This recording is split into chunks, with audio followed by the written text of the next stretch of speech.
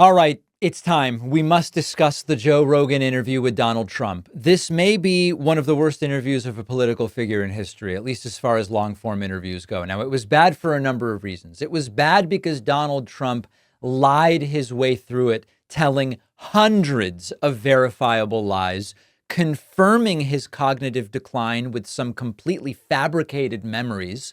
But it was also bad to a degree because Joe Rogan was either unprepared or unwilling to challenge the endless lies. Now, I know that there's been a lot of "this was the best interview ever" things from the MAGA people, and there's been a lot of Joe Rogan did everything wrong stuff from some people on the left. There were some moments where Joe Rogan, in his casual way, exposed the vapid nature of Donald Trump's brain and the feebleness of Trump's brain. And Joe Rogan even laughed in his face. There were a few of those moments, and I'm going to show them to you. But for the most part, I mean, the interview opened with Rogan confirming to Trump one of the things Trump loves. Trump loves to say he's been more unfairly treated than anybody. And of course, it's a hilarious delusion to claim that. And Rogan opened the interview by saying, "You're attacked so much. It's crazy how much you're attacked." Almost like adulation in a way. But I don't want to pretend that it was all that from Rogan. There were moments where Rogan exposed that what Trump was saying didn't make any sense, and it was good. So let's go through some of the good, the bad, and the ugly. Here is Donald Trump again, playing sort of light, playing coy with dictators, where Rogan says dictators are evil and dangerous, and Trump goes, "Well, we have evil people in our country too, Joe." But why are we talking about that? Why is it that when Rogan says there's dictators that are evil, you go, "Well, what about Americans that are evil?" Well, I also we're dealing, think, Joe, we're dealing with the smartest people. They hate when I say, when I call President Xi, they said, he called President Xi brilliant. Well, he's a brilliant guy. He controls 1.4 billion people with an iron fist. I mean, he's a brilliant guy, whether you like it or not. And they go crazy. right, Say, it doesn't mean he's not evil, or it doesn't mean he's not yeah, of course not. dangerous. But actually, we have evil people in our country. Yes. If you have a smart president, he can deal with Russia. He can deal with all of it. Trump's instinct, whenever Rogan goes, "Well, you're talking about people who they might rule with an iron fist, but we're talking about evil people here," which we may not even agree that evil is the right word. But the point Rogan's making is these are not our allies. Trump's immediate reaction is to attack Americans whose politics differ from Trump's, as saying they're evil too. They're someone who works in Michigan and thinks Kamala Harris will be better for their bottom line economically than Trump. Trump is equating to brutal dictators and authoritarians. That's Trump's instinct. Trump also put forward this lie that kids go to school and without any consent, they come back with a sex change operation, I believe is the term Trump uses. Who would want to have these things? Who would want to have, there's so many, the transgender operations.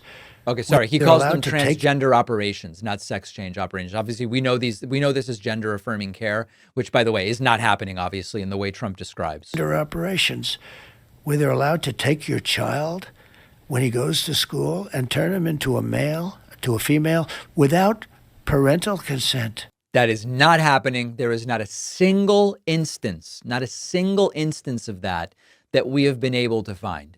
Now, to Rogan's credit, yeah, there's the good, the bad, the ugly. To Rogan's credit, he did try to get some specific answers from Trump on policy.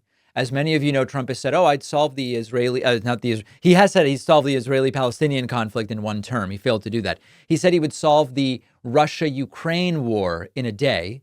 Rogan tries to ask him, how would you do it? And Trump kind of dilly-dallies and then says, well, I don't want to tell you. What could you do now? If you get into office in January, what could you do now? Right now, you would get both of them. I know both very well. And again, I do not want to tell you, for the purpose of looking smart to 5 people that say, oh, he was great. Yeah. So he's not going to tell Rogan. He probably has either a plan or a concept of a plan, but he's not going to go and tell Rogan how he's going to do it. Now, at one point, the topic of wind came up. Many of you know that wind is a very delicate issue for Trump. Donald Trump believes that wind power is bad because of the noise. It's bad because of the birds. It's bad because of the whales. It's bad because he doesn't know batteries exist. Wind is just a real problem. And Trump did not disappoint with his rant about wind. And Rogan looked pretty confused during this. Say that the wind drives them crazy. It's a vibration because you have those, those things are 50-story buildings, some of them. Right, and they're 50. Super sensitive to vibrations. They have those sounds. The wind is rushing, the things are blowing, it's a vibration, and it makes noise.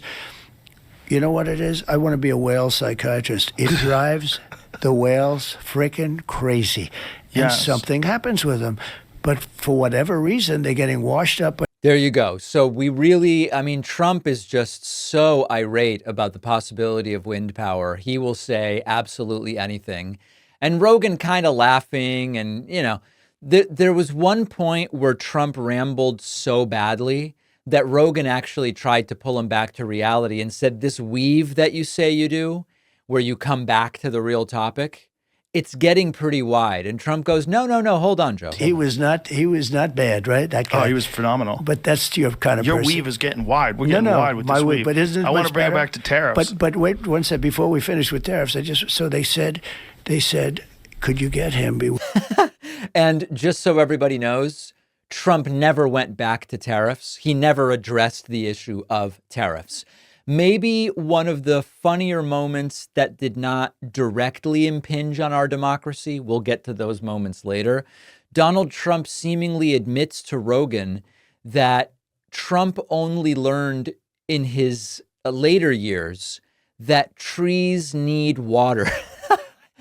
Oh, wow, we are so screwed if this guy wins. When a tree falls down, after 18 months, it becomes very dry. It's like, like real firewood. It's bad. A tree that's up, these are all things I learned the hard way, the easy way. But when a tree is up, it sucks water. It's wet. I went to they had a couple of horrible. Trump learned recently, when the tree is up, it sucks water. It's just sucking and sucking and sucking water. That's something a lot of people don't know. Trump only learned it in his 70s. What a weird interview. What a weird interview. And then at a certain point, Rogan tried a couple of times to get Trump to explain to him, why do environmental experts deliberately delay projects so that they can make more money? This is a claim Trump made. He said, the environmental people are delaying projects so they can make money. Okay, that's quite a claim. How does that work? I'll play a little bit. I'll let this run a little bit so you understand that Trump never goes back to the question. He never answers it. His brain is mayonnaise. To die. Are there influences outside of environmental that keep people from wanting to drill for oil and frack and do those sort of things outside of the environmental concerns, which are legitimate, of course? No, but you know that this, just in hearing the question, Trump's not capable of answering such a question. But are there other influences that may be over accentuate or over exaggerate these environmental effects? Are people being influenced in a way where they're trying to keep us from producing American oil? Yeah. So the environmental is the biggest tool for stopping growth, the biggest tool. The other is regulation. And if you speak to Elon, he said the regulation now to send a rocket up to anywhere, even if you do everything,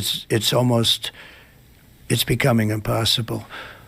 But they use environmental in order to get people not to do anything. And so understand, that's just Trump repeating the same claim. Rogan asked for an explanation. So far, Trump just repeats the claim. Sometimes I say, I look at some of I know the environmental stuff better because I had to build buildings in New York. I had to do environmental impact studies. And I would see some of these guys that I'd hire for a lot of money, environmentalists that would get you through the process. And they'd be up in Albany, that's the capital of New York, and they're up there trying to make it tougher for guys like me that were builders because they'd get paid more money. In other words, I had one guy. Again, he makes the claim again. He just goes, they get paid money to make things difficult for me to build. But how and why? That's we understand your claim, but can you, rather than repeat the claim 3 times, explain it? Highly recommended. I was good at getting permits. I was one of the kings I was always very good. But the environmental stuff was always horrible. They could slow a project down 10 years, 15 years. I had a project in Louisiana, built big LNG plant. It was for 14 years. It was going to cost $18 billion. One of the biggest, like the Empire State Building, laying down on its side times 4. Massive on the coast, on the Gulf Coast. And they said, sir, they're going to give it up. I said, they shouldn't give it up. What's the problem? They can't get their environmental. They had environmental. Anyway, so Trump never actually answers the question. He never answers any questions. So a mixed bag during this interview, but I want to focus in on a couple of specific areas that I think are of particular interest and importance. Did you know that countless commercial databases and people search sites are storing your personal information? Anyone, from an employer to a former partner, can use these platforms to get details about your online presence, your home address, phone number, email, license plate, family members, financial information, even political views.